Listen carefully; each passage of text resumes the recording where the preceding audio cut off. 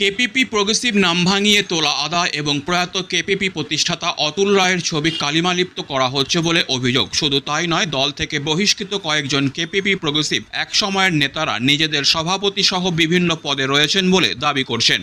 এর প্রতিবাদ জানিয়ে ইতিমধ্যে কলকাতা হাইকোর্টে মামলা করেছেন বলে জানালেন কেপিপি প্রগ্রেসিভ সভাপতি অমিত রায়। শুক্রবার জলপাইগুড়িতে প্রেস মিট করে অমিত রায় এর প্রতিবাদ জানান। উল্লেখ্য, লোকসভা ভোটের আগেও দল থেকে বহিষ্কার করা একাংশ নেতা কেপিপি প্রগ্রেসিভের নাম করে নমিনেশন জমা করতে চেয়েছিলেন। পরে কেপিপি প্রগ্রেসিভের পক্ষ থেকে কমিশনকে তুলে ধরা হয়, যারা দলের হয়ে ভোটে দাঁড়াতে চাইছেন তারা দলের কেউ নয়। তারপরেই তাদের নমিনেশন বাতিল হয়ে যায়। অমিত বলেন, বৃহস্পতিবার কোচবিহারে অসম থেকে আসা একজন এবং আরও কয়েকজন সাংবাদিক বৈঠক করে নিজেদের কেপিপি প্রগ্রেসিভের সভাপতি সহ বিভিন্ন পদে রয়েছেন বলে দাবি করেন। সেটা নাকি নির্বাচন কমিশন থেকে বলা হয়েছে। এরকম সিদ্ধান্ত আজ পর্যন্ত আমি শুনিনি বলে জানালেন অমিত। সাধারণ মানুষের মধ্যে এই নিয়ে বিভ্রান্তি তৈরি হচ্ছে। এই কারণে মোট 10 জনকে বহিষ্কৃত করে হাইকোর্টের দ্বারস্থ হয়েছি। কিছু ব্যক্তি, সেই ব্যক্তিটা আসাম থেকে পালিয়ে এসে এখানে আমাদের জনগণের সামনে কিছু কথা তুলে ধরেছে।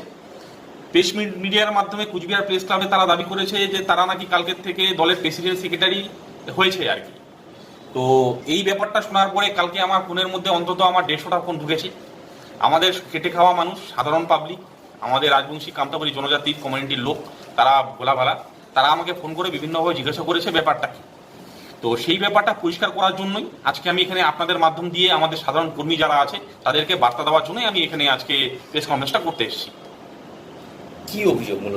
মূলত অভিযোগ যে যেই ব্যক্তিগুলা মানে কালকে প্রেস মিডিয়াতে বলেছে যে তারা প্রেসিডেন্ট সেক্রেটারি, আমি অলরেডি আপনাদেরকে মানে মিডিয়া বন্ধুদের মাধ্যমে আমাদের সাধারণ জনগণকে দেখাতে চাই যে কামতাপুর প্রগ্রেসিভ পার্টির ফাউন্ডার হচ্ছে অতুল চন্দ্র রায়, মানে আমার বাবা। তার যে রেজিস্ট্রেশনের পেপার, অরিজিনাল ডকুমেন্টস, ঠিক আছে, সেটা হচ্ছে 2005 সালে আমাদের দল রেজিস্টার হয়েছে। তার অরিজিনাল ডকুমেন্টস আমার কাছে আছে। এবং যেই ব্যক্তিগুলা কালকে ওরকম বিভ্রান্ত করছে, তাদের বিভিন্ন অনৈতিক কাজের জন্য, তাদের তোলাবাজির জন্য, আমার বাবার ছবি কালিমালিপ্ত করার জন্য অলরেডি তাদেরকে 2021 সালে দল থেকে বহিষ্কার করা হয়েছে। এবং পরবর্তীকালে তারা যেহেতু বহিষ্কার করার পরেও কোনো রকম আইন শৃঙ্খলা না মানার ফলে ওই নামটা দিয়ে বিভিন্নভাবে যে তাও তোলাবাজির সাথে যুক্ত ছিল, তার জন্য ইন্ডিভিজুয়াল 10 জনের নামে আমি 2024 সালে কলকাতা হাইকোর্টে পিটিশন করেছি এবং সেটা বিচারাধীন অবস্থায় আছে। এবার আমার কথা হচ্ছে, সেই ব্যক্তিগুলা বাংলাদেশের না আমেরিকার না অস্ট্রেলিয়ার রেজিস্ট্রেশন পেপার নিয়ে এসে যে দাবি করছে, তাদের যদি অরিজিনাল পেপার হয়েই থাকে তাহলে তারা প্রেস মিডিয়ার কাছে কেন বলবে? তারা মানে আর কি প্রশাসনিক ব্যবস্থা নেবে আমার বিরুদ্ধে। তারা এটা বলছে যে মুখ্যমন্ত্রীকে নাকি তারা বলবে যে আমাকে মানে দল থেকে বার করে দিতে। এবার আমি যেটা বলতে চাচ্ছি, মানে আমরা কামতাপুর প্রগ্রেসিভ পার্টি টিএমসির সাথে অ্যালায়েন্স করেছি। আমরা টিএমসিপি পার্টির লোক নই। মুখ্যমন্ত্রী একজন আলাদা দলের একজন সুপ্রিমো, আমাদের কামতাপুর প্রগ্রেসিভ পার্টি দলের প্রেসিডেন্ট এবং সুপ্রিমো হচ্ছে আমি। মুখ্যমন্ত্রী আমাদেরকে পরামর্শ দিতে পারে, মুখ্যমন্ত্রী তো আমাকে বলতে পারে না যে মানে আর কি অমিত রায় কালকের থেকে প্রেসিডেন্ট না। তো এরকম ধরনের মূর্খ মতন কথাবার্তা এরা যে বলছে, তার জন্যই আজকে আমি জবাব দিতে চাচ্ছি। তাদের কাছে যদি অরিজিনালি কোচে হয়েই থাকে তাহলে তারা মানে আর কি কোর্টে আমার বিরুদ্ধে মামলা করুক, ঠিক আছে, বা আমার সাথে দেখা করুক, দেখা করে সলভ করুক ব্যাপারগুলা। তারা এরকম করছে কেন? আমার যেটা মনে হয় তারা সাধারণ আমাদের পাবলিককে বিভ্রান্ত করার চেষ্টা করছে।